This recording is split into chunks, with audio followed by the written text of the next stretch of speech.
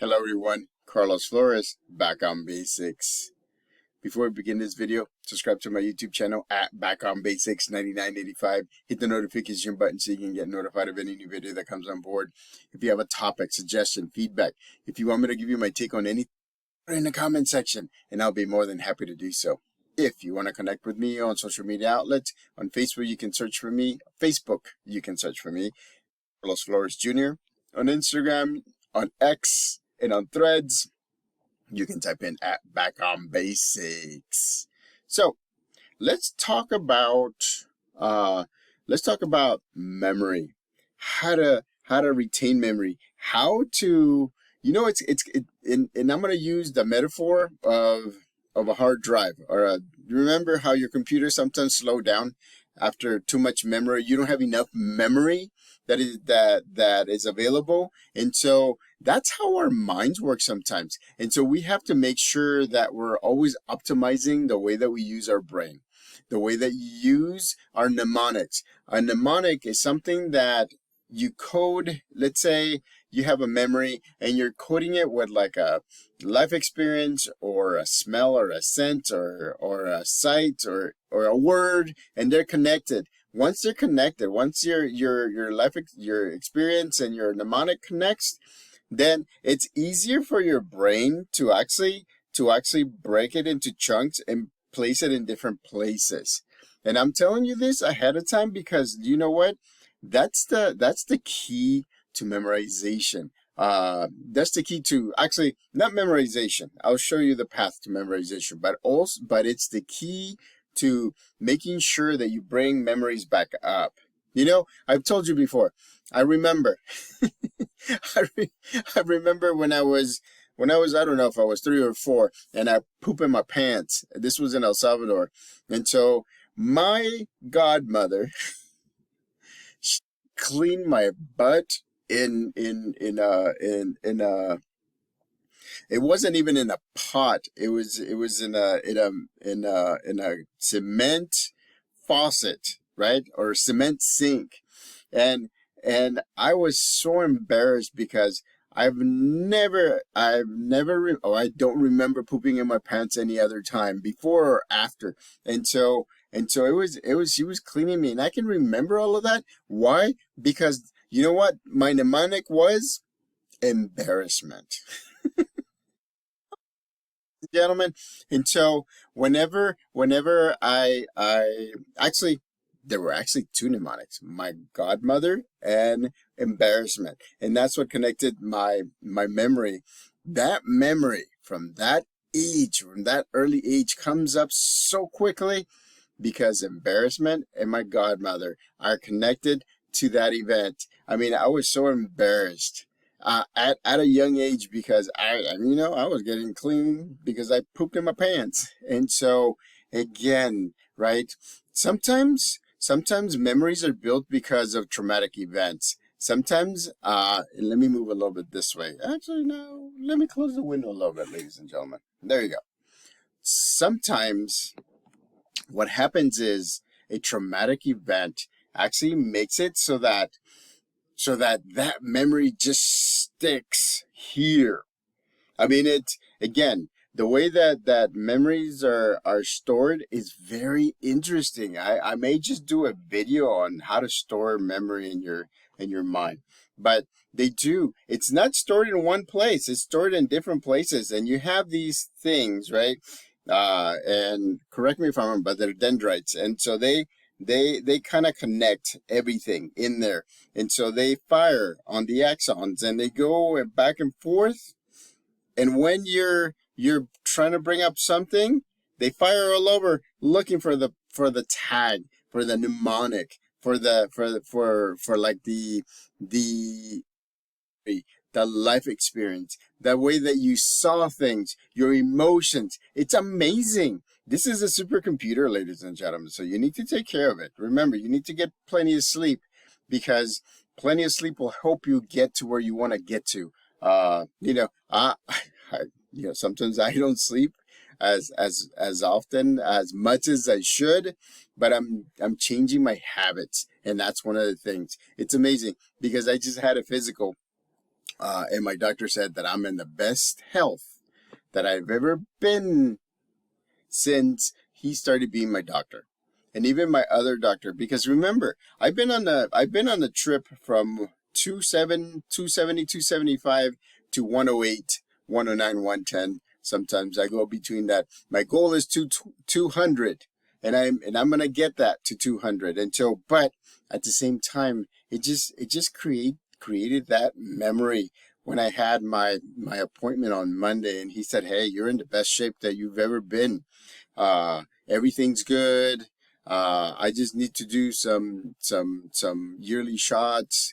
But at the same time, I mean, I was amazed. I was amazed that he was telling me that. That's one of the rare times where a doctor tells you that you're in the best of shapes ever since he's been my doctor. And that was amazing. And you know what? That's a memory that's gonna imprint.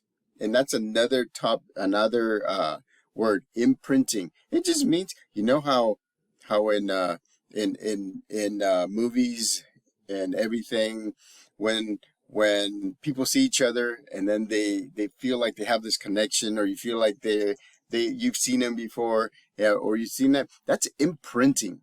It's imprinting. It's actually creating a new memory on top of anything that seems similar in your mind, and it's amazing, ladies and gentlemen. So imprinting. But so going back to memory. So we have three types of memory, right? That we know of, or that I know of. I don't want to make it too complicated. The first one is short-term memory. That's kind of like your computer whenever you're bringing up a program, or whenever you're typing something, right? It's using RAM, random access memory. That's what the laptop or the computer uses. And so it's only good until you finish doing what you're doing. So if you're trying to study, that's what it does. And in order for you to move it into the next memory, then a mnemonic or a feeling or emotion or a life experience can actually help it get stored in the next memory, which the second one is your working memory.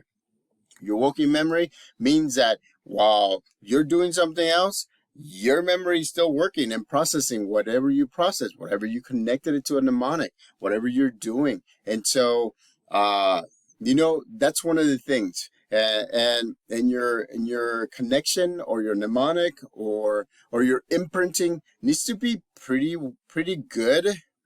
It needs to be very, very, it needs to stand out, because that way it moves into the third type of memory, which is long-term memory. That's when it gets stored in your mind, right? And so it gets divided and sent all over the place. Don't get me going. I mean, I love people in medicine, scientists, and everything. I want to see how that works. I would love to see how that gets stored. I mean, it's just my curiosity, ladies and gentlemen. And so that's long-term memory. But another thing that we need to do in order for us to have, a balanced mind is taking things out that are not as important. And how do you take things out? I've told you this before. So what we need to do is we need to write things down. The memory that you have, you need to write it down. If it's not as important, you need to put it on your phone. You need to do like a video like this. You need to do a memory dump. Remember what I said before. A memory dump is a maybe a 10-minute sit down. You're writing everything down that comes to mind. Everything down that comes to mind. You know why? Because more than likely, about half or to 2/3 of the things that come to mind are the ones that are least important. There are going to be important things that come to mind, but the other things are the least important. And those are the things, once you have it written, once you have it in your phone, once you have it on an audio or a video, you know what the brain does? And I've said this before. The brain knows, right? It's our supercomputer. The brain knows that it's written, that it's saved somewhere else. And so it doesn't process as much. And that's when the neural connections start, I don't want to say start dying, but it starts firing on different things. So you're cleansing from the least important memories and you're taking them out. You're writing them down, because if you don't write them down, then you're still going to be processing it. So you write them down, because again, I don't know how the brain works in that way. I'm not a neurobiologist, but it's amazing because it does. Because it's not firing as much anymore because you have it written down. You think, okay, I have it written down, I'm not going to forget it. Your brain is doing the same thing. It's saying, oh, it's not, I'm not going to forget it. It's not going to get forgotten because it's written down. It's on your phone. It's on different things. So anyways, I wanted to share that with you because once in a while we need to cleanse our brains, right? We have junk in there that sometimes you don't want to have it anymore, right? So again, my suggestion is for you to do a memory dump. Take about 10 minutes, paper or phone, and start writing everything that comes out of your mind for that 10 minutes. 10 minutes, set a timer, 10 minutes, 10 minutes, 10 minutes. And then you go through it. Whatever is not important, you keep it in there. Whatever is important, you slash it off. That's fine. That tells your brain that those things are not as important and they're not going to get processed. It's amazing. I wish I know. If somebody knows out there, show me a video, show me a link, show me something, or show me some research so that way I can know how that works. So remember, right? Memory is very important. And we can't bog it down with things that are not important. We can't bog it down with the things that we're worrying about. What ifs? What if this happens? What if I do this? What if it happens? That's bogging down your mind, ladies and gentlemen. You want your mind sharp and focused, because your mind gets your body and your emotions balanced and focused. You want to do that so that way you can get to your goals. You want to do that so that way you can have a balanced life. You want to do that so you can help others if you want to do that. Right? Remember, put it into work every day. This is what I'm doing. I'm putting into work. So, subscribe to my YouTube channel at Back on Basics 9985. Hit the notification button so you can get notified of any new video. Till next time, I have you guys in my mind. Back on Basics.